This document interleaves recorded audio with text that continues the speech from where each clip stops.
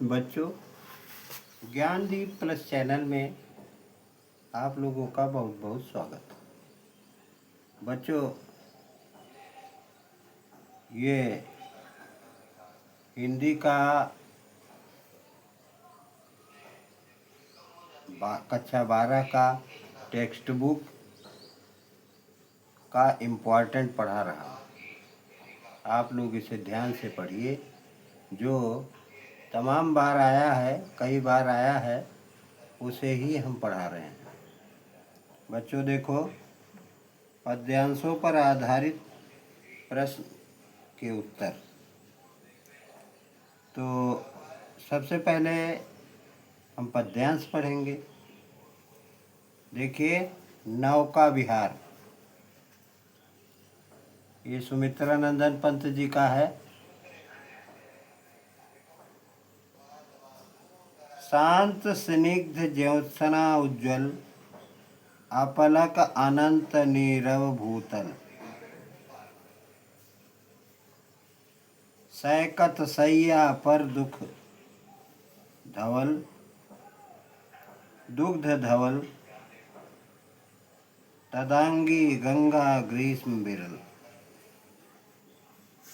लेटी है श्रांत क्लांत निश्चल, तापस बालासी गंगा कल, शशि मुख से दीपित मृदु करतल, लहरें उर पर कोमल कुंतल, गोरे अंगों पर सिहर सिहर, लहराता तार तरता सुंदर, चंचल अंचल सा नीलांबल, साड़ी की सिकुड़न सी जिस पर, शशकी रेशमी विभा से भर, सिमटी है वर्तुल मृदुल लहर। यह इनकी कविता है। ये नौका विहार से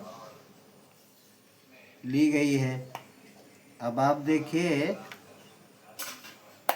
इनके नौका विहार को हम लोग पढ़ते हैं और इसके संदर्भ प्रसंग जानते हैं, इसका भावार्थ जानते हैं, और जो अंडरलाइन किया गया है उसे भी हम लोग जानते और पढ़ते हैं। देखिए, इस पद्य को फिर से देखिए।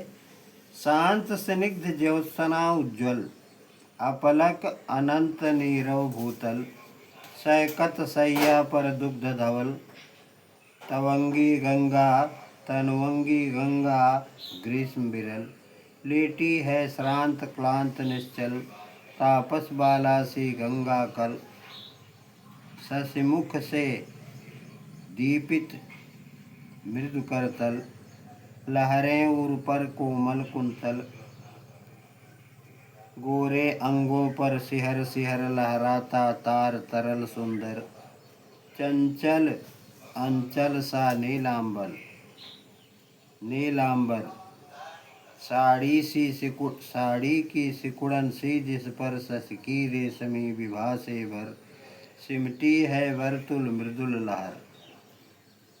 संदर्भ: प्रस्तुत पद्यांश हमारी पाठ्यपुस्तक हिंदी में संकलित सुमित्रानंदन पंत द्वारा रचित नौका विहार शीर्षक से उद्धृत की गई है।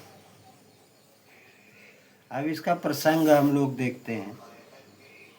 प्रस्तुत पद्यांश में कवि पंत जी ने चांदनी रात में किए गए नौका विहार का चित्रण किया है। इसमें कवि ने गंगा की कल्पना नायिका के रूप में की है। देखिए, पहली 4 लाइनें अंडरलाइन है। शांत स्निग्ध ज्योत्सना उज्ज्वल, अपलक अनंत नीरव भूतल, सैकत सैया पर दुग्ध धवल, तनवंगी गंगा ग्रीष्म बिरल, लेटी है श्रांत क्लांत निश्चल। ये 4 लाइनें अंडरलाइन है।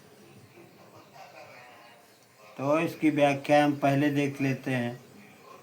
कवि कहता है कि चारों ओर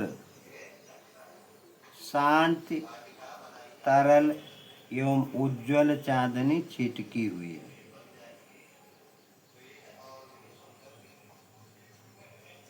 आकाश टकटकी बांधे पृथ्वी की ओर देख रहा है। पृथ्वी अत्यधिक शांत एवं शब्द रहित है।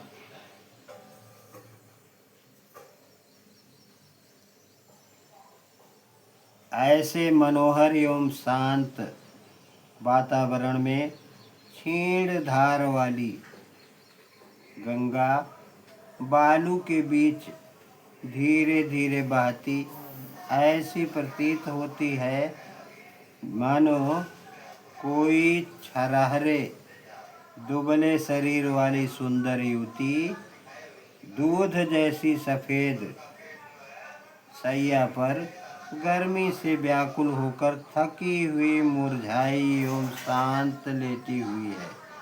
तो इन चारों का अर्थ इसमें मानवीकरण अलंकार है और इन्होंने देखो कितने स्पष्ट भाव से इसका भावार्थ लिखा है।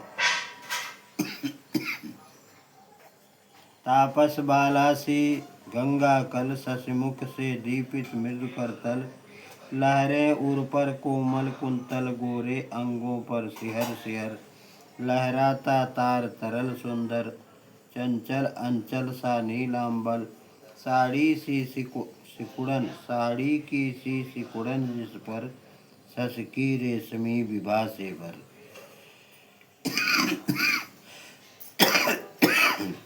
सिमटी है बरतुल मृदुल लहर।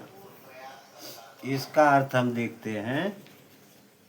इसमें कवि ने गंगा के जल में चंद्रमा का प्रतिबिंब झलकता हुआ बताया है कि ऐसा प्रतीत हो रहा है जैसे गंगा रूपी कोई तपस्विनी अपने चंद्रमुख को अपने ही कोमल हाथों पर रखकर लेटी हुई हो और छोटी छोटी लहरें उसके वक्षस्थल पर ऐसी प्रतीत होती हैं जैसे मानो वो लहराते हुए कोमल केश हो।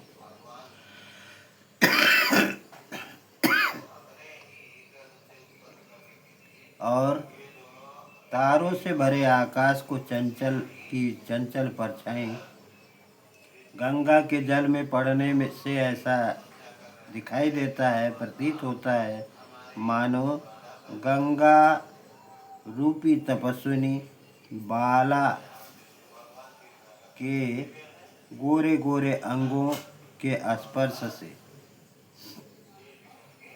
गोरे गोरे रंगों के स्पर्श से बार बार कांपता है।